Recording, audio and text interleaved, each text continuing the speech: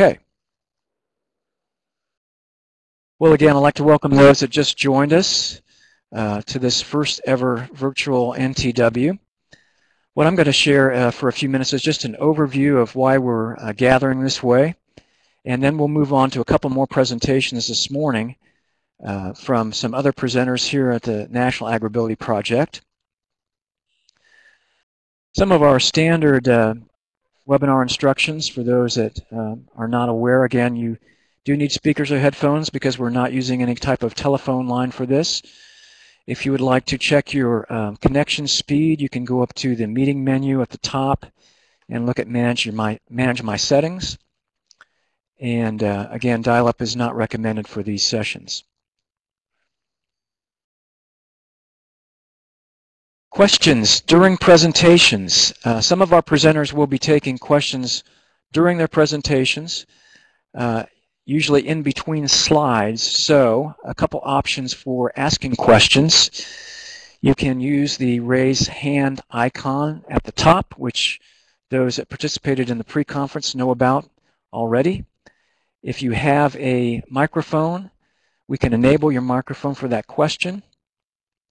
If you do not have a microphone or we're having difficulty connecting with you, then please just type your question into the chat window as we've done in the past, and we'll answer them that way.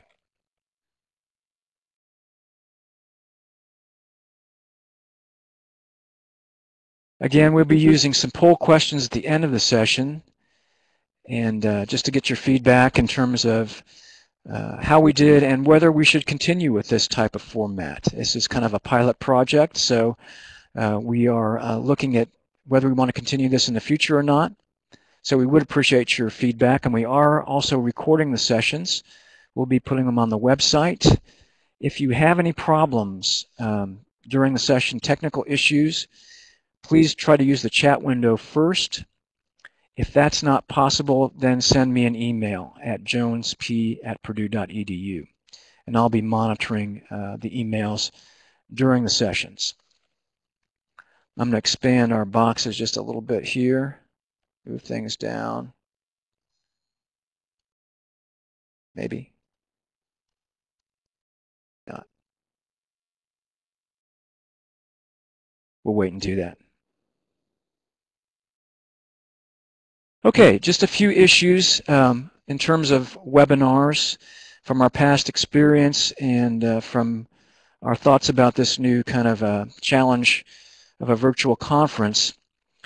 As we've already learned during the pre-conference session, when we have the capacity for increased interactivity, there are also increased technical issues with getting people connected and making sure we've got all of our settings clicked. So if we're having any problems connecting with your microphone, please just be patient. We will try to get connected with you as soon as possible. You might also, again, go up to the meeting menu at the top left, and at some point go through the audio setup wizard if you are using a microphone and plan to ask any questions during the sessions. That's a good tool for making sure that you are connected, you're using the right device, and that we can hear you. We are using a number of remote presenters, so only a couple of presenters are going to be here at Purdue. We've got people in Pennsylvania, in Washington, D.C., New York, Colorado, Illinois, and we know from experience in the past that sometimes those people do get disconnected. So just hang on. We will try to reconnect as soon as possible if that's the case. And I've got some jokes prepared, and I'm going to maybe do some juggling here if we really get pressed for, backed up against the wall. So hopefully that won't happen. And you can use the laughter icon at any time if you find any of this amusing, but that's up to you. So also, we know from past webinars that sometimes the participants are getting disconnected. And the only solution we have right now is just to log back in again. So, during our past couple webinars, some people have been bounced out several times. So please just go back and log back in. We are working with our staff here at Purdue. Hopefully we've solved a couple problems since the last webinar, but again, just be patient and please log back in. So the purpose of us gathering for this virtual NTW, again, we've shared a little bit in the past. We want to hit some of the work plan highlights. We want to introduce some of the new team members, so you get to see them actually virtually this time. The USDA NIFA is planning to give an update, and that's this afternoon, which is traditionally done at the NTW. So please plan to join us this afternoon at 3 o'clock Eastern Time for some new faces that you've not seen at NIFA before. Brad Ryan, of course, will be participating, but there are also 3 new staff that he's going to be introducing. So make sure you tune back in for that. And of course, at any NTW, we have technical content. There will be some sessions, for example, from the Northwestern Prosthetics Lab about their research on prosthetics in farmers. Bob Fetcher is going to share about evaluation. So we do have some technical content along with the kind of housekeeping things that we normally do at the NTW. Okay, in terms of the work plan, first of all, I want to let you know that we are planning to send out the complete work plan to the state projects soon. We just want to go through that and make sure we have made all the changes that we need to make, wrap it up and send it out to you. So hopefully in the next week or so, we'll be getting that out so you can have that and refer to it as you need to. Also, one of the bigger issues, of course, for any national project is the National Training Workshop. Of course, by that we're talking about the face-to-face workshop. We do have a 95% certain date, and so you can mark down April 8th through 11th. And the only reason I don't say 100% is because we have not yet signed the hotel contract. When we get that signed, then of course it will be 100%. At least in terms of financial commitment, it will be 100%. So please mark your calendars. I wouldn't make your plane reservations yet, but that's what we're almost positive we're going to be looking at. Minneapolis, Minnesota, the location, and the hotel we're strongly leaning toward is the Airport Marriott. And if you click on that icon on your screen, I believe you'll be able to open their website. If you'd like to refer back to that later, you can check out some of the amenities of the hotel, get a better idea of where we're probably going to be staying. So we do have government rates for that hotel, which is required through the new RFA for the national project for every year.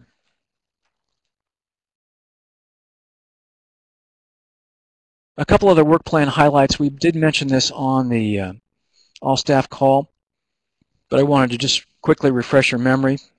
We are looking at regional workshops in addition to the National Training Workshop. We have one for the first year because we knew we'd be starting a little bit late with the NTW. So we are planning an additional workshop either in the summer or the fall. And perhaps Jo Beth can fill us in a little bit when she gives her presentation from Goodwill.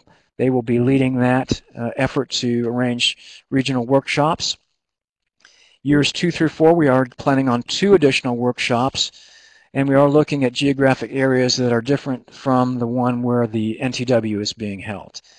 So I know we've thrown around the idea of Alabama for this year, possibly. They do have a coalition in Alabama interested in AgrAbility.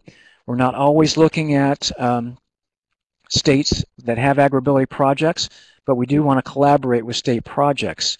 So perhaps we would be contacting you to hold one of these regional workshops in your state, or if it's a neighboring state, for example, Georgia's close to Alabama, some of the Texas and some of the other states, Arkansas, might be interested in collaborating to arrange some of the activities for these workshops. And we do want your input in terms of things that we include in the training of these workshops. Of course, virtual training opportunities are being expanded. We're going from 2 webinars to 6 per year. Again, as I mentioned earlier, we are looking at the potential of having some of our all-staff calls through a virtual interface so that we can see each other better and share things that we could not necessarily share on the all-staff calls. We do have the capacity to use a phone line so that we avoid any issues with microphones. It makes it a little bit easier in that capacity, so we'd be able to kind of marry both the video and the audio that we currently have. And we are planning to expand the extranet in terms of archiving materials useful to AgrAbility projects. A couple of other work plan highlights that will be addressed in the virtual NTW. Development of core competencies. Dr. Field is going to be talking about that this morning in just a little while, so we can find out more about what that entails. The evaluation component, Dr. Fetch is going to be sharing about that tomorrow morning. So tune in at 11 o'clock Eastern time for that to find out how you can be more involved in the evaluation component of the new work plan. And then collaborating with e-extension is an important initiative that NIFA is looking at. So we do have a presentation tomorrow afternoon about AgrAbility working with e-extension. Just again to point out a couple of less positive things that were included or not included in the work plan or relative to the work plan. As the states know, there have been funding cuts which were 10% for the state projects. The national project received a 12.3% reduction in funds for this year. So that does mean some reduced activities in terms of, for example, printing. We're going to be reducing the AgrAbility harvest from 2 issues to 1 per year. It's an expensive product to not only print, but also design. So that's a reduction there. We are looking at December for this year's. We're just a little bit behind in terms of our activities on that, but look for that in December this year. We're not able to replace some of the staff that we lost in the past. Gail Du Bois' position or Sam Matthews' position, and we are going to be looking at, our limited staff time and possibly reevaluating communities of interest and some of the other initiatives. But we'll be sending out more information on that as the time comes for those decisions. So, and then introducing the new staff members, another aspect of the NTW. We're going to be talking about Goodwill in just a minute, literally. They'll be next up. And then again, USDA, if you would like to meet some of the new staff there, please tune in this afternoon at 3 Eastern time.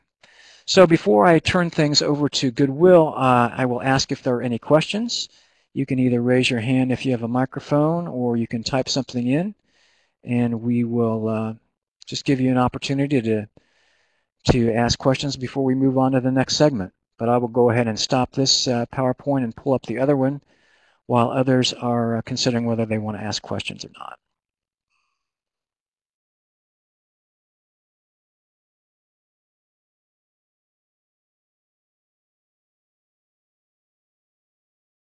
Okay, it doesn't look like there are any questions at this point.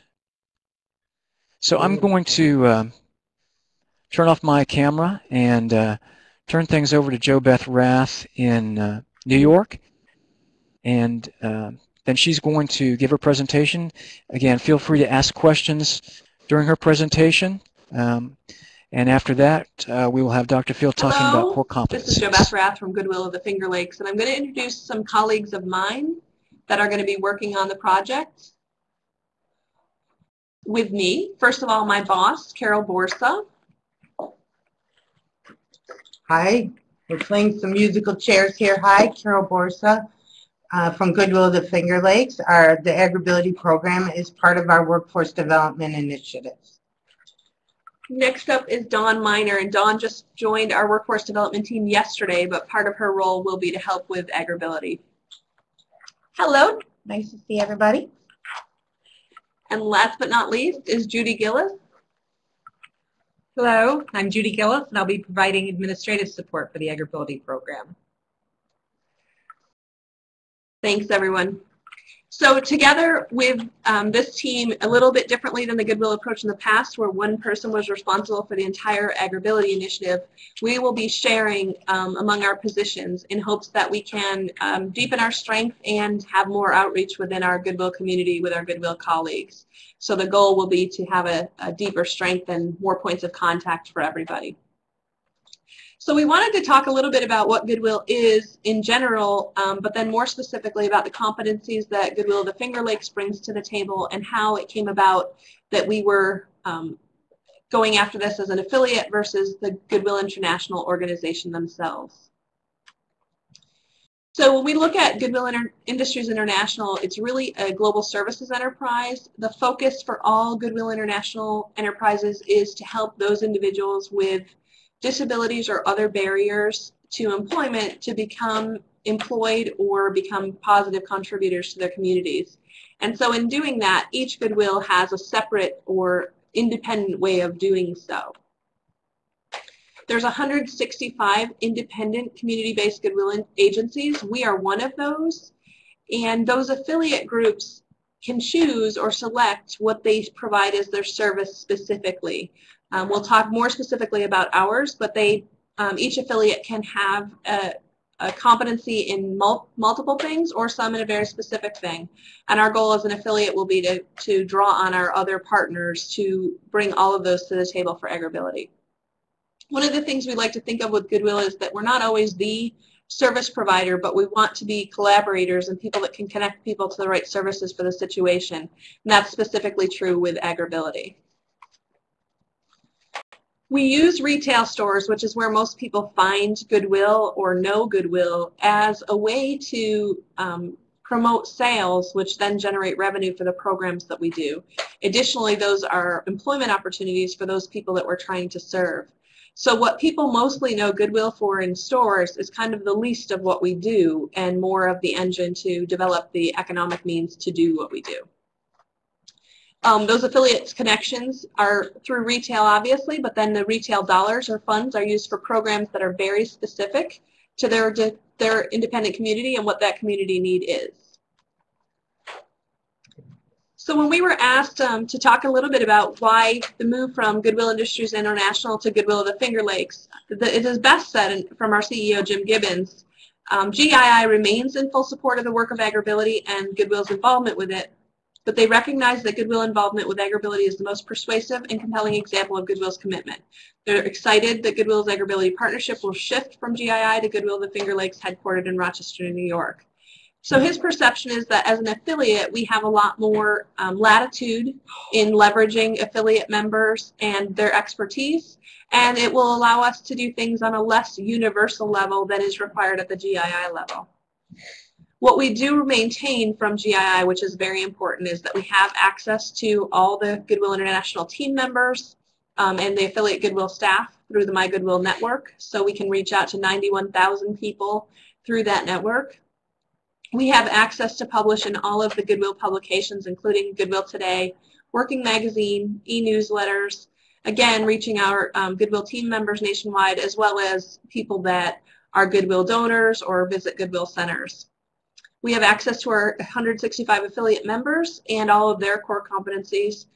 And then we will have positions in the National Goodwill Training Conferences to promote AgrAbility within our Goodwill community. Last but not least is the public policy connection. Goodwill has been a pretty important part of the public policy piece for AgrAbility, and we still maintain that connection through Goodwill International as well as our own Goodwill's public policy team. So just to focus on who Goodwill of the Finger Lakes is and where we come from, we began our history as the Association for the Blind and Visually Impaired, and that was in 1911. So we celebrated 100 years last year of providing services specifically to individuals with vision issues. In 1994, to broaden our mission and provide services to people with other barriers, as well as create that retail division to try to produce more funding for the services we provide, we joined the Goodwill Network. Our territory is a 20-county territory in upstate New York. We have an infrastructure of 10 retail stores, a food service division, manufacturing division, vision rehabilitation center, and a contact center. Those 20 counties of rural New York, for those of you who aren't familiar with New York, are pretty far from what you imagine as New York City and very rural in nature. So our interest in Goodwill came from, or in AgrAbility came from our Goodwill having a desire to be able to serve our rural communities in a better way. So our ABVI Vision Center is one of the best in the country. We have specially trained low vision doctors. We have an insight shop which has resources for evaluation, visual aids, and recommendations for people to improve their visual abilities that they do have. We have vision rehabilitation therapists who work with individuals who are legally blind to try to get them adaptations to perform everyday activities and adjust to life with their new vision issue. We have orientation and mobility specialists that help people safely navigate through their life and maintain their orientation.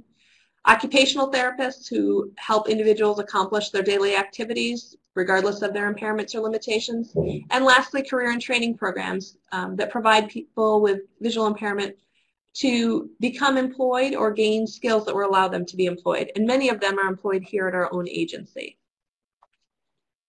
We have a manufacturing division that through Ability won contract opportunities as well as some commercial opportunities is ISO certified and produces things that you might be familiar with knowing Post-it notes under the Skillcraft brand. They have sewing contracts for the United States military, notepad production for the United States military, a commercial cleaning supply packaging division, and then fulfillment for the North American Lead Hotline. 80% of the employees providing these services are legally blind. Our food service division has an actual cafeteria on our main campus, which does serve our employees, and it gives them hot meals daily, particularly important for those people who have navigational issues due to their vision. It also is a catering service for over 1,200 individuals daily that are in senior centers and daycare centers. And then they do specialized catering as well.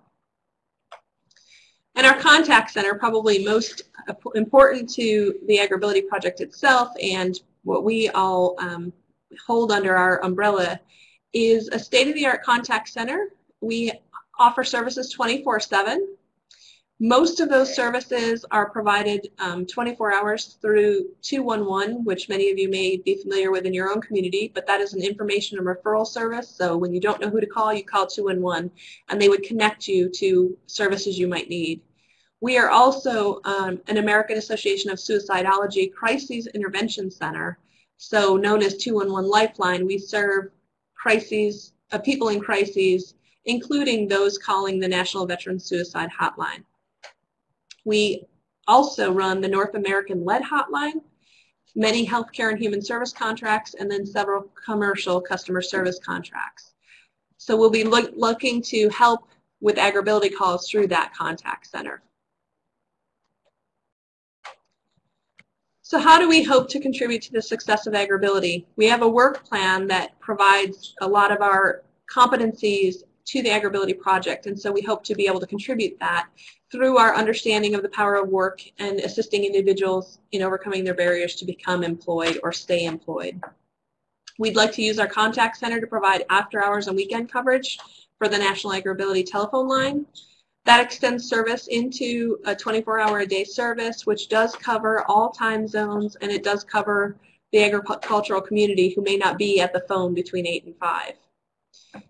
We are going to utilize the 211 network in our established relationships to make sure that AgrAbility contacts and other appropriate contacts are connected within that network nationwide. That kind of allows people a one-stop location to find resources that might be helpful.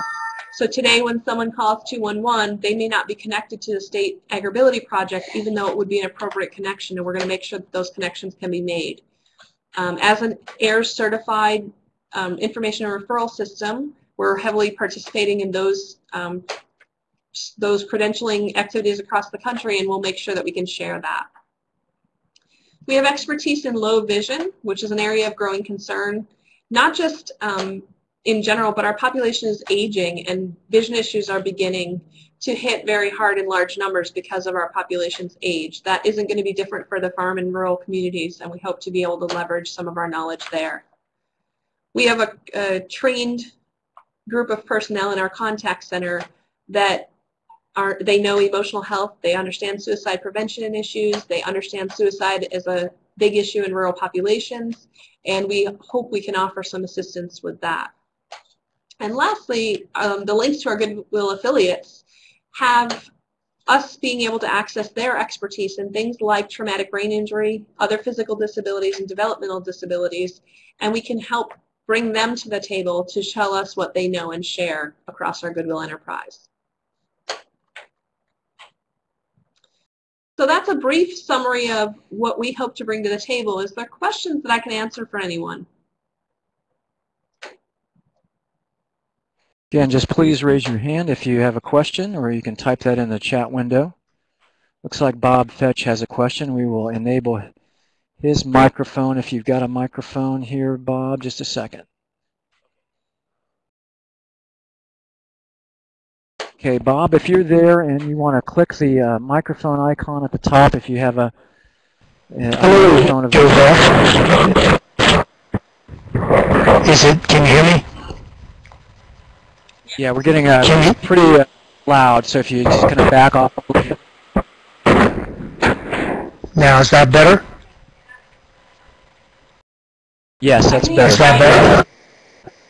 Just back up. Okay, Joe Beth, I guess your primary target area is rural New York State, and your secondary area is nationwide then for AgrAbility, is that right?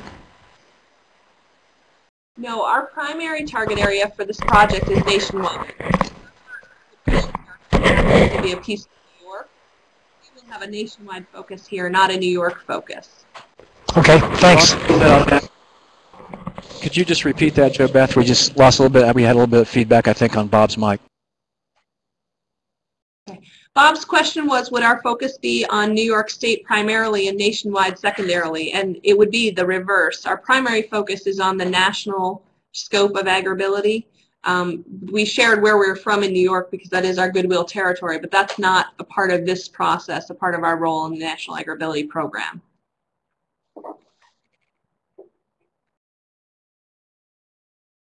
Are there any other questions?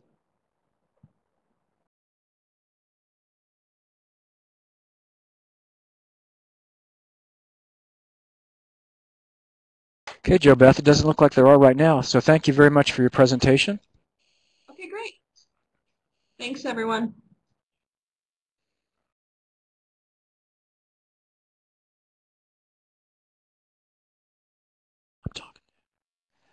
So we do have another presentation in a second, but I would want to thank Jo Beth and her staff for participating, sharing that helpful information. If you do have more questions, please feel free to email agrability@agrability.org. That's probably the best thing to remember at this point, or you can email me directly. I think, I'm not sure if we've got Jo Beth's contact information up on the website yet, but we will be getting that up there soon. So at this point, I'm going to play musical chairs. We'll pull up Dr. Field's PowerPoint.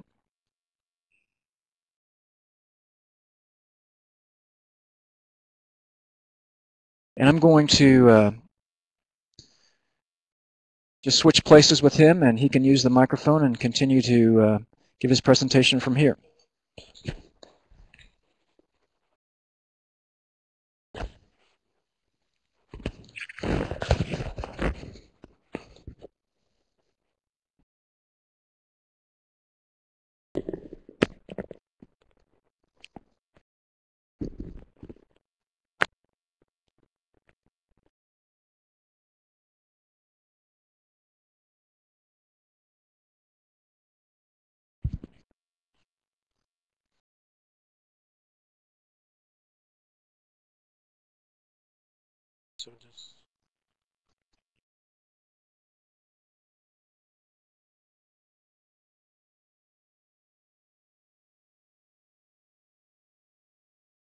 Good morning.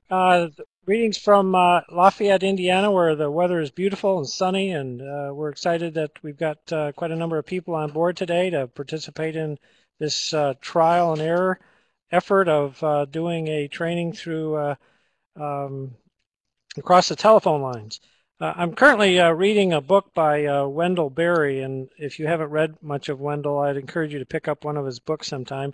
And it's a novel entitled Hannah Coulter.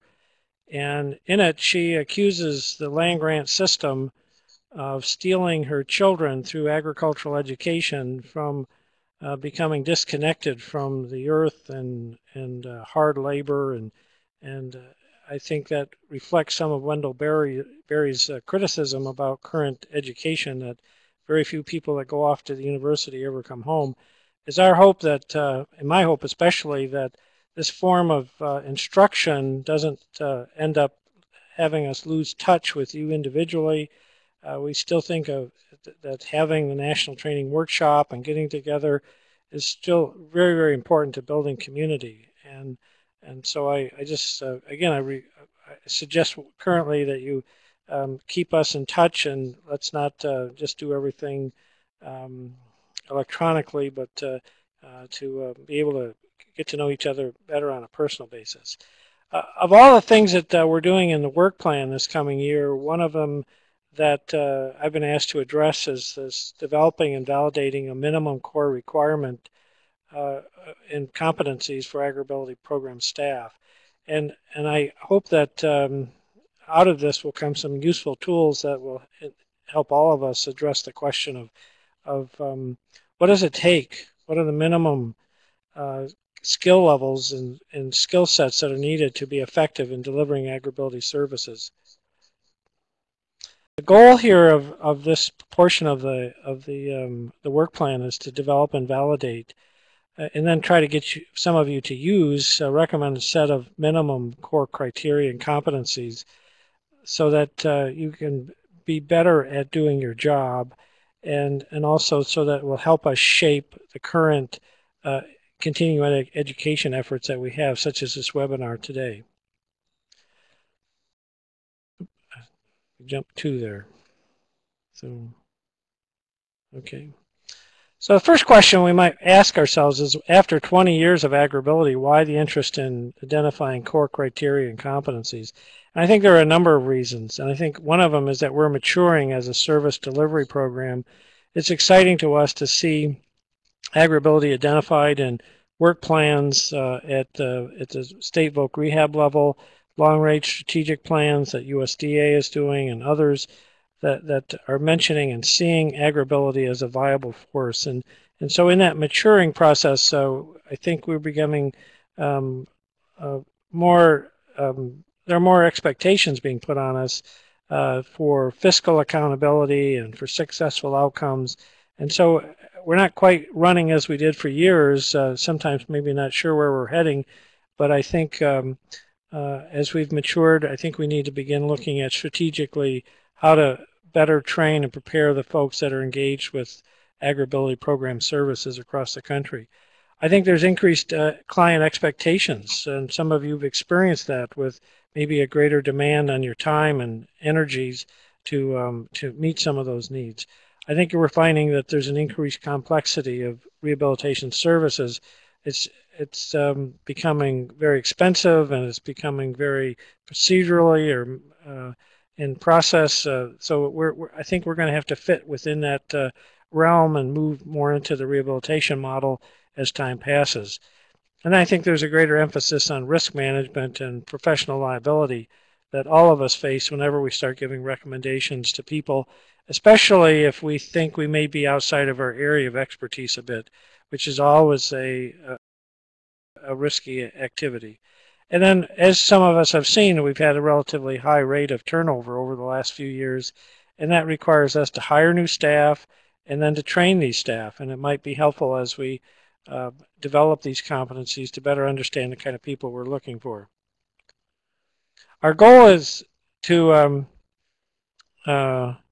we went backwards here, sorry.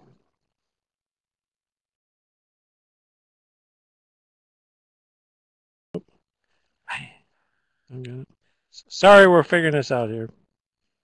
Okay, then I gotta move back. Our anticipated outcomes from this project, or this activity of the national project, is to hopefully increase the likelihood of successful outcomes. I think that's the bottom line of our charge from USDA, is to make what we do successful and bringing people back into the employment area and to keep people working after they've experienced some kind of a disability. We want to improve the productivity of our staff. We want to enhance cost effectiveness. I think if we're better trained at doing our job, we're probably going to be able to do it cheaper. We can contribute to developing of a professional standard for AgrAbility. Some of you have already gone through the route of becoming certified as an assistive technology provider through RESNA or some other source, and I think we're seeing that level of interest growing for professional standards within AgrAbility. We're hoping that the competencies and the criteria will help us aid in the hiring of new and replacement staff. And then very, very important, as I mentioned, is that we need to have a better set of directions for the content of the National Training Workshop and other continuing education programs that we're doing for staff and for others who are interested in AgrAbility services. And there may be others, and we're hoping that this is just a dialogue here, and some of you may have suggestions for other possible outcomes from all of this. The process will always begin with and focus on the mission of AgrAbility, and we want to make sure that you're reminded of what our mission is. We've had several questions come this year as new projects are getting underway as to whether or not we should be doing this or that type of activity, and I always direct them back to what is the mission statement, what is in the RFA.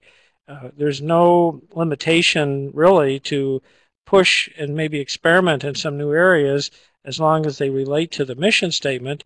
But one needs to remember that the Congress had a very specific intent in passing the authorization for AgrAbility, and I think it would be risky for any project to steer very far from that mission statement. And so we're wanting to maintain a focus on achieving that mission. The process will include, as we move through this developing of these competencies, a review of the relevant literature regarding professional criteria and competency identification.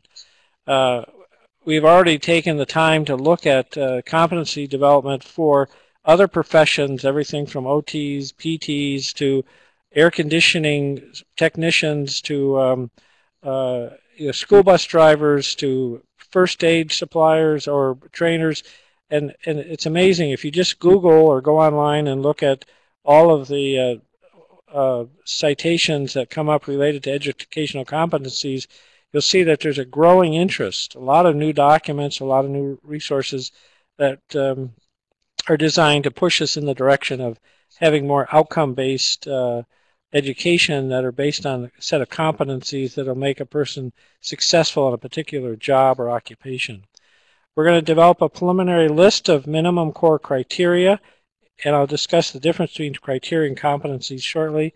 And then the competencies that we will then have an expert panel, and we've already, at the last all-staff meeting, asked for some volunteers. We're going to look at somewhere in the neighborhood of 5 to 7 people that are engaged in the process. We're going to use what's known as a DACM process, or developing a curriculum, or Delphi method, comparable to a Delphi method, which allows us to identify those most significant competencies that are needed for someone to be successful in delivering AgrAbility services.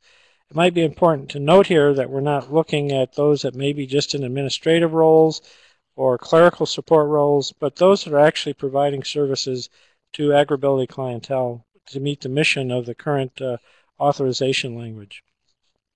All current AgrAbility staff will be provided an opportunity to have input through the next step of that process. That list will be reviewed, and hopefully during the National Training Workshop this spring, that will be discussed in some forum there, and then the results will be published and made available to everybody. And then we will look at this as a fluid document. As time changes, we're going to may see some areas of competency that needs to be developed further.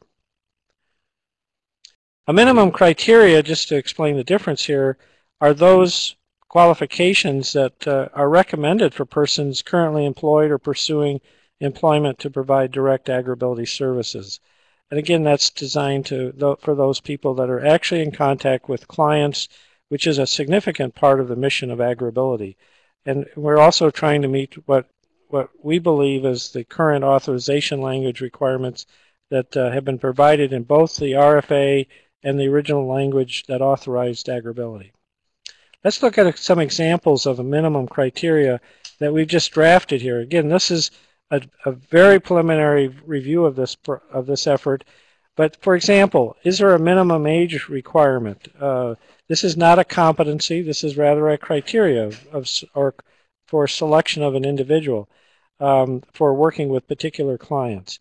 Are there minimum educational qualifications, such as a BS or MS, a BA, or some type of minimum requirement that we often see in other professions as far as just being able to get into the door? Demonstrated mastery of the primary language of AgrAbility clientele that's going to be served.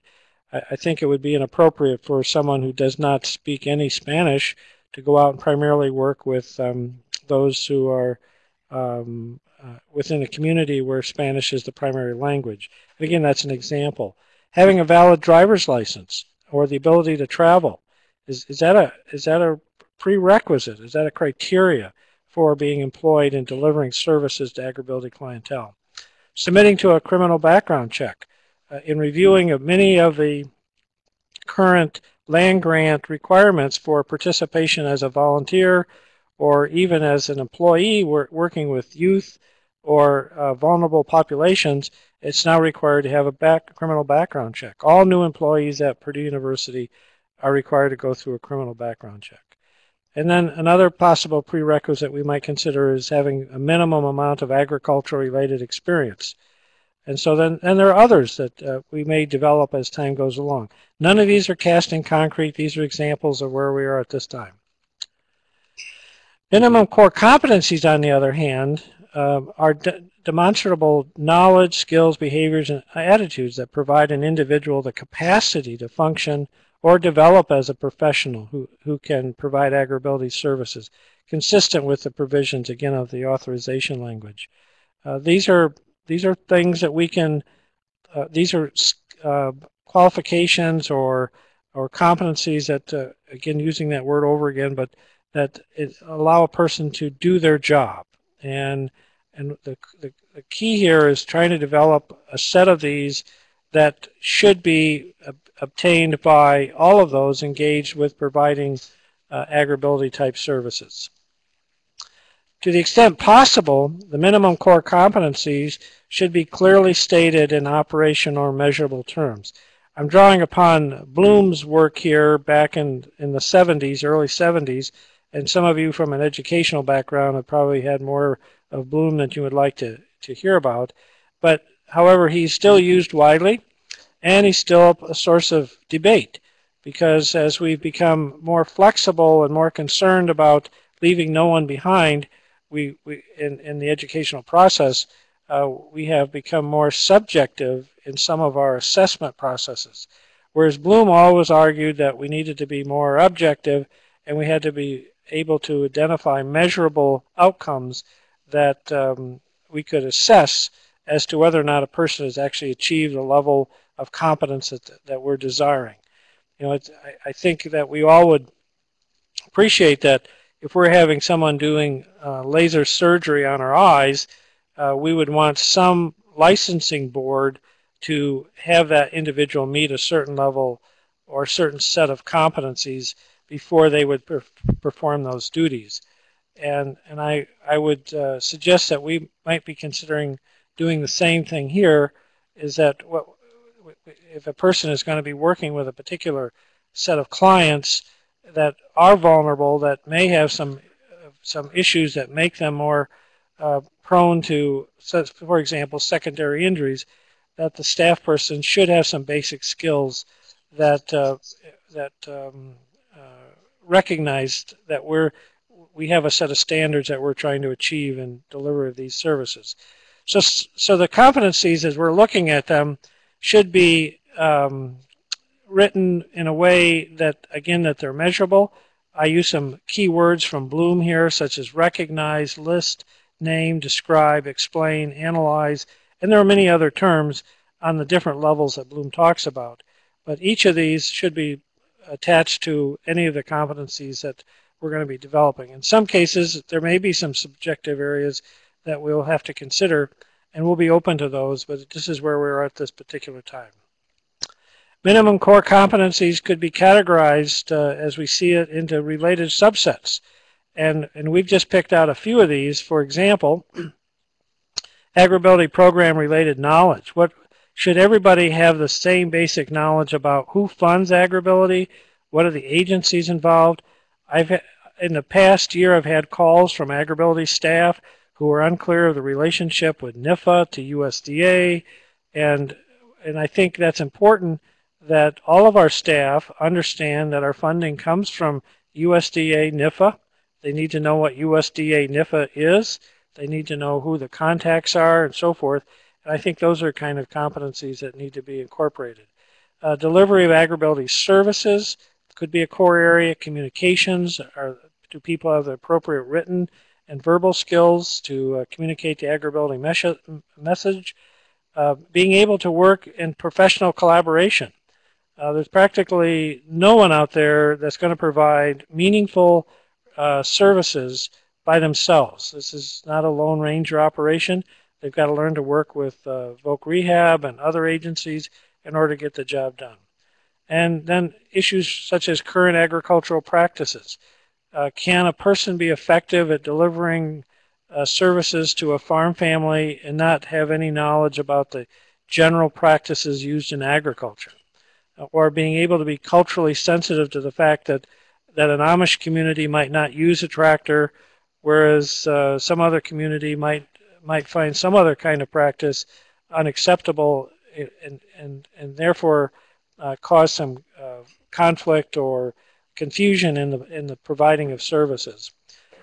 Information on basic assistive technology, program management, program evaluation. We put that in there for Bob. Is that I think everybody needs to have some interest in program evaluation and why that is important. Why do we evaluate programs? I think a lot of times we're just wrestling with, we're doing it because it's busy work, but there is a real value for program improvement through program evaluation.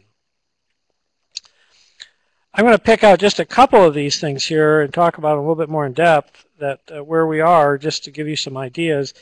For example, under AgrAbility Program-related knowledge, I've got a statement here that basically is that goal statement for that area, but then here's some specifics that might be used as a specific competency. For example, describe the source of AgrAbility funding and the agency that's charged with program management and oversight. I mentioned that earlier, and it's just I think that as we've wrestled with this, that it's important that we're all on the same page as to where we get our food from, who butters our bread, who makes it possible for us to do this work. Okay. Another one is delivery of AgrAbility services.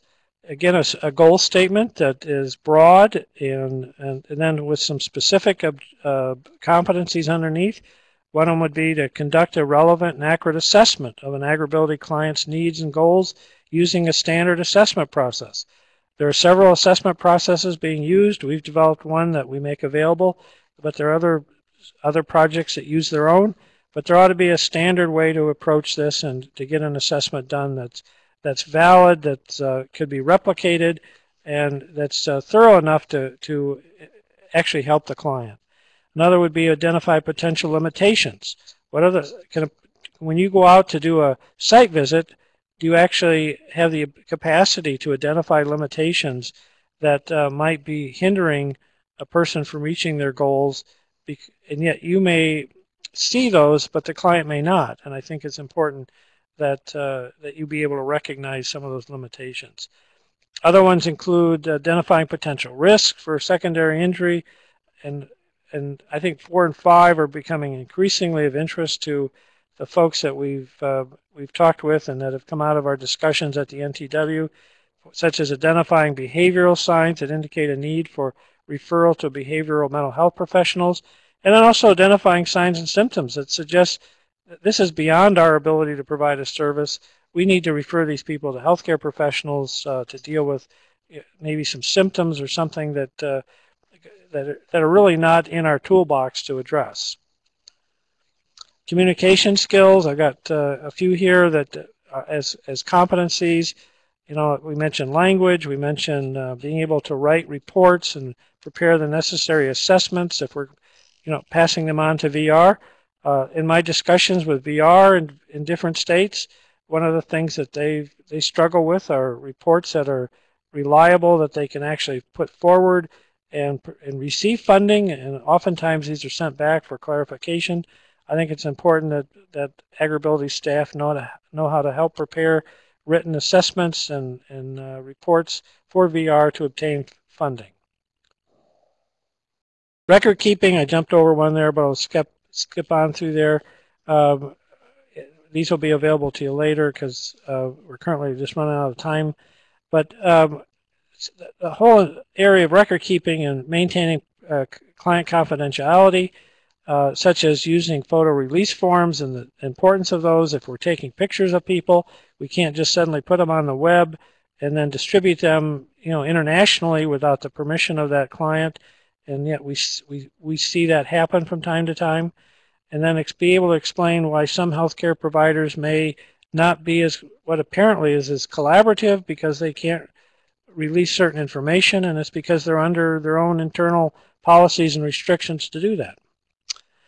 Professional collaboration, being able to identify key stakeholders that are important in delivery of services. Being able to list the resources to assist in ag-related issues. I'm still struck by how often AgrAbility staff, we try to solve agricultural-based problems when in fact we ought to be sometimes bringing in the county extension educator or the land-grant specialist on a topic and engage them in solving some of these agricultural issues, because they're resources, and we ought to be relying on them a lot more than probably we are. And then describing a process for a collaborative, individualized rehabilitation plan. How does that go together? Who's part of that team? And so, again, these are some competencies that would relate to professional collaboration. And then in bringing closure to this, minimum core competencies identified through this effort will be reviewed by all AgrAbility staff. Everyone will have an opportunity to have input. We'll have an open dialogue at the NTW in the spring for people to make revisions, and there's no race to get this out and make this mandatory. This is still a recommended set of competencies. There will be very clear in the delivery of these that this is a guide for staff selection and development. It does not restrict anyone. No one's going to be held accountable for implementing these in the selection of new staff. It's just going to be an aid in helping write job descriptions so that people know what's expected of them when they get on the job. They will recognize the diversity of skill sets that currently are brought to the table by staff. It's just amazing the diversity of skills that are currently held by the AgrAbility staff across the country, and we're not going to jeopardize that at all, because I think that brings strength. And then we will use it to help develop the content of the NTW. I'm going to mention that, though you'll hear a lot about that in the long term, because that'll help us shape continuing ed programs and even some of the regional workshops that we do. And then, again, I want to reemphasize that no one's going to use this as a means to evaluate state and regional projects, but rather as an aid, a tool that people can use in helping develop the staff. And if they can identify weaknesses through this process that needs attention, hopefully that'll be a positive outcome. So I'm open for a few minutes of questions here. I'm sorry that took a lot longer than I thought, but if anyone has any thoughts or questions. So if you have questions for Dr. Field, please answer them at this point. Either raise your hand or type that in the chat window down at the bottom left.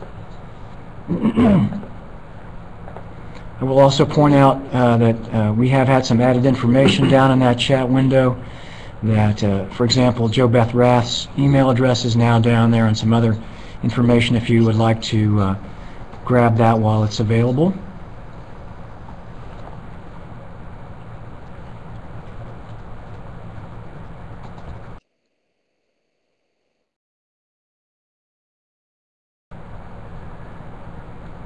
Okay.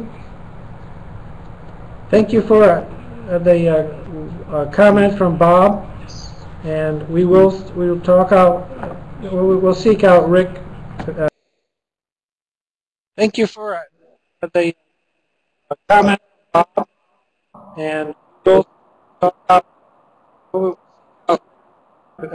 Susan's experience there with using the DACOM process. We have had an opportunity to use that process on developing some new curriculum here at Purdue, and then also for USDA in identifying competencies for their the staff of the okay, if there are no more questions, I'll go ahead and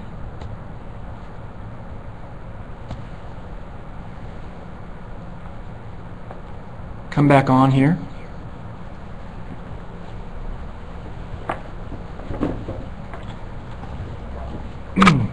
Do appreciate Dr. Field's expert sharing on that.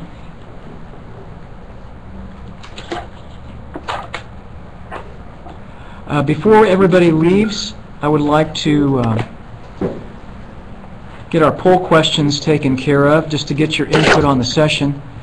And I did get a note that some people did get bounced out. If you did have problems with getting disconnected, I would appreciate it if you would type that in the chat window in terms of how many times you got disconnected.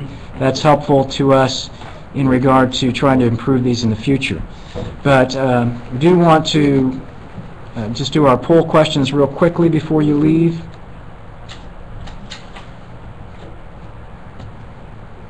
Now these are our standard poll questions, and we realize most of you are probably from AgrAbility, but we did invite others to participate, so if you would like to fill this out, we'd appreciate that. Again, if some of you are part of AgrAbility, but you belong to one of these other ones, other classes, please mark AgrAbility if you are at all funded under AgrAbility. But if you're, for example, an extension educator that just happens to be tuning in, we'd appreciate you letting us know on that.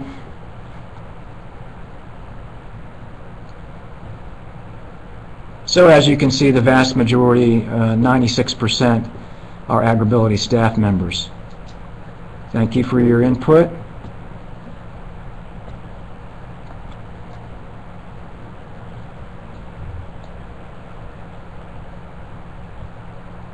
Next question asks about the information that we shared during the sessions, and since we kind of ran them together and didn't do a poll after our pre-conference, you can include that information if you like.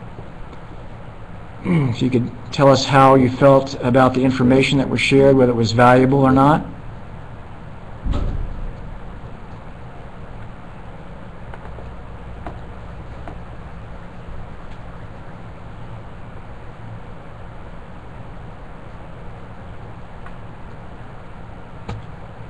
Okay, we appreciate your input on that.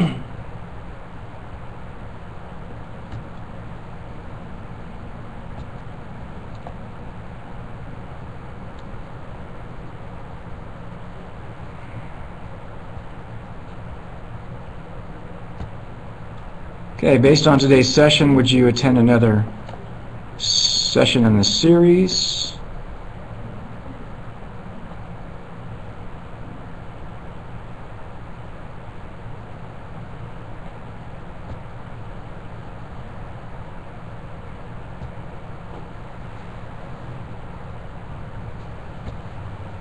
Okay, thank you for your input.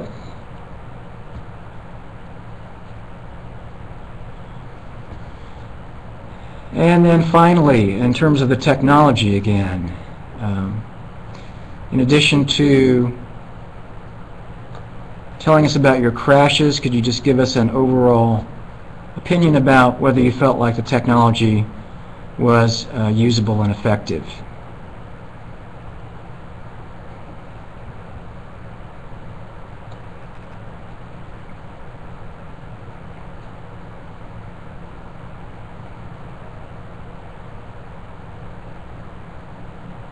And feel free to, again, type in any specific issues or questions you had. Okay, so thank you very much for that. I will just let you know if you would like to ask any questions after we're done here. We'll keep the room open for a few minutes. We are going to need to exit out everyone for some more testing in a little bit. But if you do have questions, we'll be glad to stay on for 5 minutes or so. And also, please remember to join us at 3 o'clock Eastern Time as Brad Ryan and his team from NIFA will be sharing information for us, and you'll have a chance to meet and ask questions of them. So again, thank you very much for participating, and let us know if you can, if we have any other questions or other ways we can help you.